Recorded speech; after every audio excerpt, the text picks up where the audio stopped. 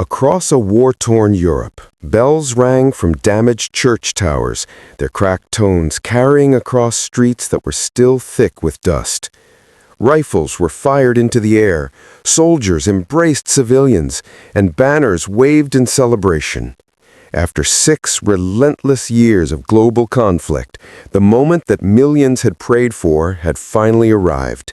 The war was over. Crowds filled city squares, laughter and tears mixing as people clutched one another in disbelief that the nightmare had ended.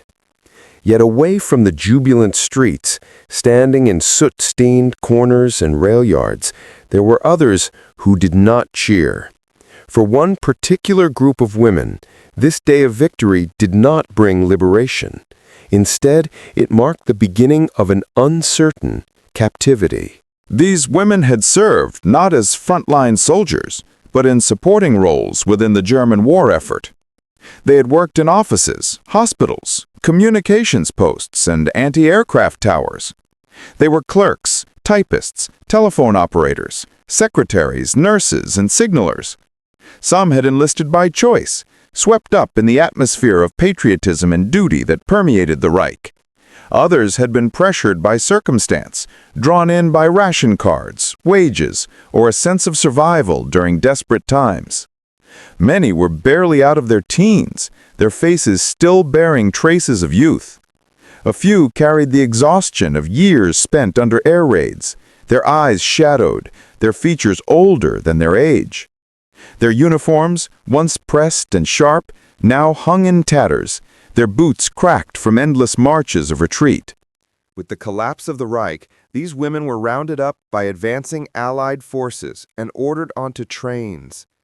They had expected to be released back to their homes, but instead they found themselves corralled into groups and directed into wooden boxcars. These were not passenger coaches, but the same freight cars that had carried troops and supplies across Europe. Now, with the Reich in ruins, the trains rolled westward, not east. Their passengers stared at one another in silence, clutching small satchels or suitcases with the last remnants of their belongings. No one knew what awaited them. The trains moved slowly across a landscape that seemed unrecognizable. Villages lay burned, reduced to skeletal remains of homes.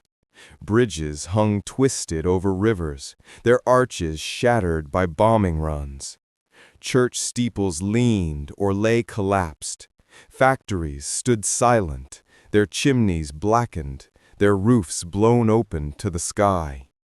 The women stared out through slats in the boxcars, watching children wave weakly from embankments, their faces thin, their clothes patched and oversized. Each scene reminded them that the war had left nothing untouched. Inside the cars, whispers filled the silence. Some repeated rumors they had overheard. The Americans will not forgive us. They will make examples of us. Years of propaganda had shaped their fears. They had been told that the Allies, and especially the Americans, were cruel, inhuman, wolves in human form who would humiliate them, enslave them, or worse. Even as their own country collapsed, those warnings echoed in their minds. At night, when the trains halted, the women huddled together for warmth against the spring chill. Guards paced outside, their boots crunching on gravel. Gunshots cracked in the distance, reminders that surrender had not erased violence overnight. In one corner, a young secretary from Munich named Anna clutched a diary she had hidden in her satchel. By the flicker of a candle stub, she scribbled her thoughts. "We are being taken far away. Perhaps my mother will believe I am dead. Perhaps she will be right." The words were scratched into paper more as an act of survival than communication, a desperate attempt to leave some trace of herself behind.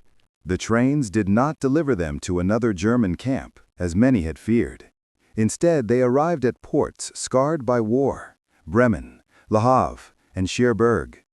The docks were filled with ruined cranes, sunken vessels, and half-demolished warehouses.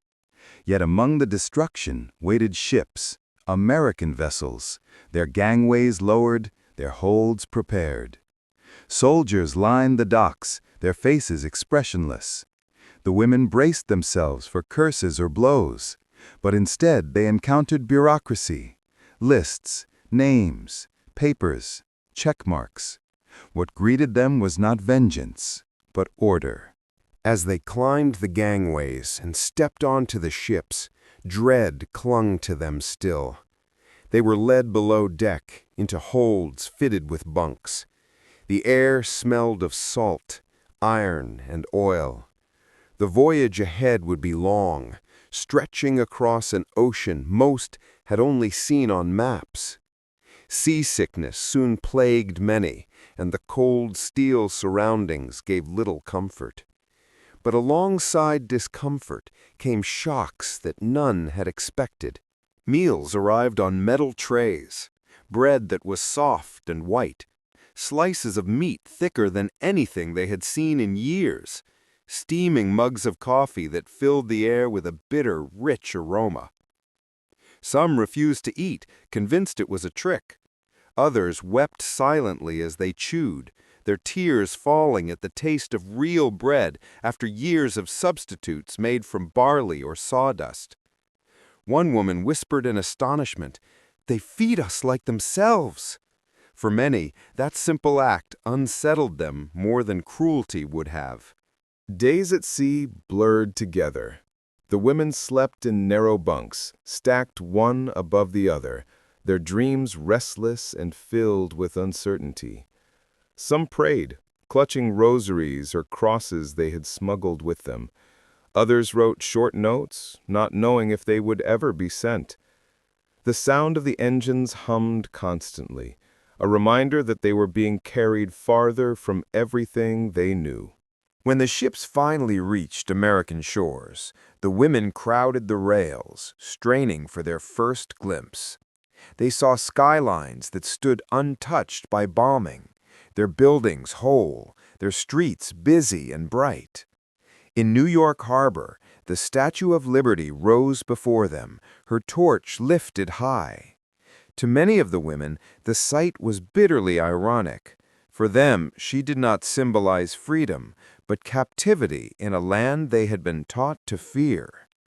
Crowds gathered at the docks to watch as the women disembarked.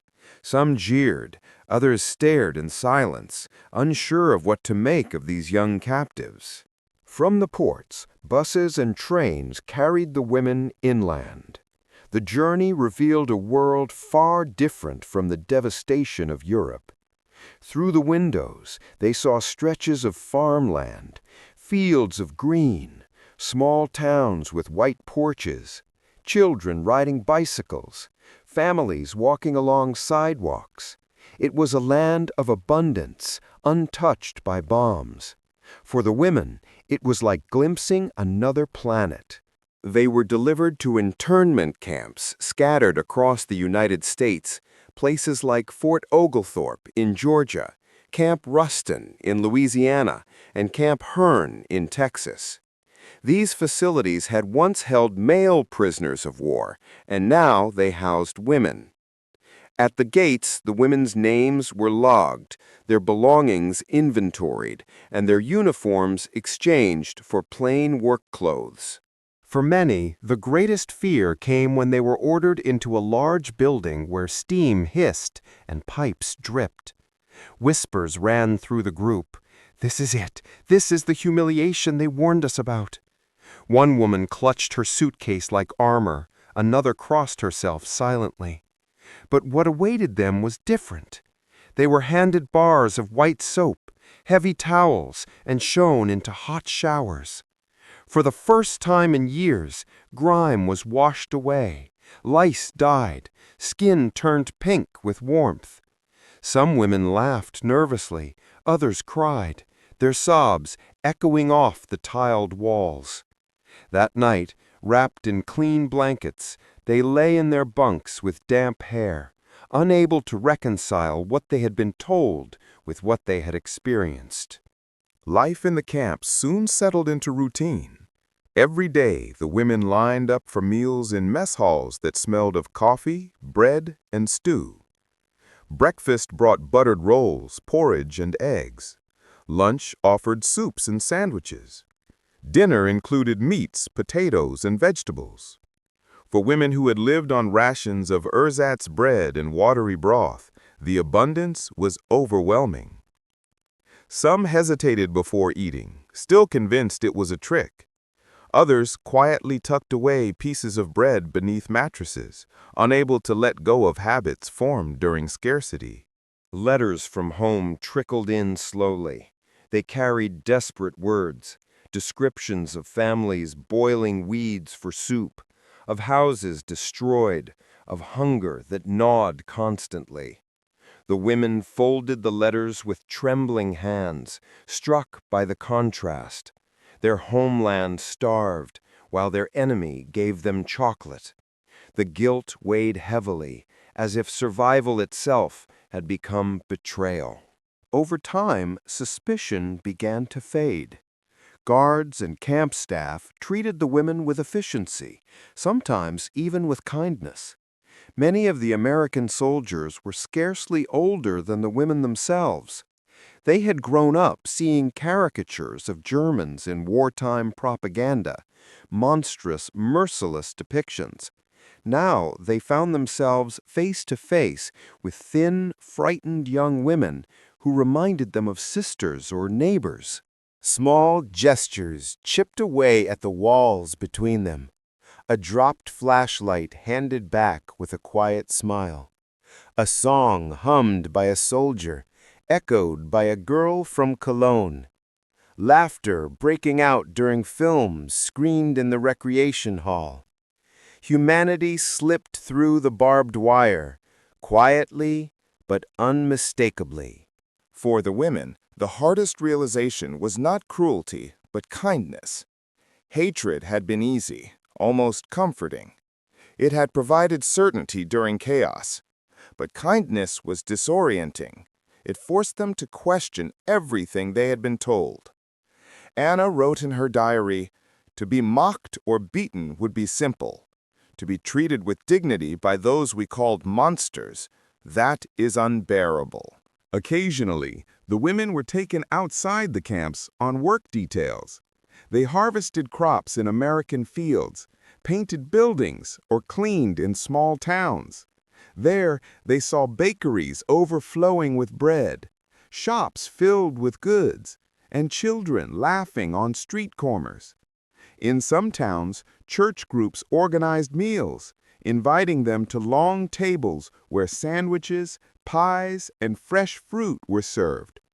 Anna bit into an apple, crisp, sweet, the first she had tasted since 1942, and nearly wept. As the months passed, the changes were undeniable. Faces once hollow filled with color. Hair regained its shine, and strength returned to limbs that had grown thin. Captivity, strangely, had restored more of their health and dignity than the Reich had ever offered. That truth was difficult to accept. Their own nation had starved them, while their enemy had made them whole. Yet captivity could not last forever. Rumors of repatriation began to spread as winter approached. Many women lay awake at night, whispering fears. "I dread going back more than I feared coming here."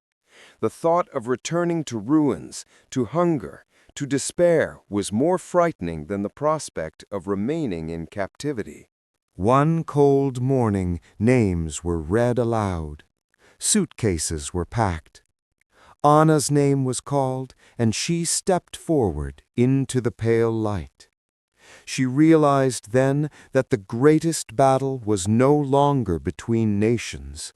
It raged within her, in the hollow space where hatred had once lived. That space was now filled with something fragile, something dangerous.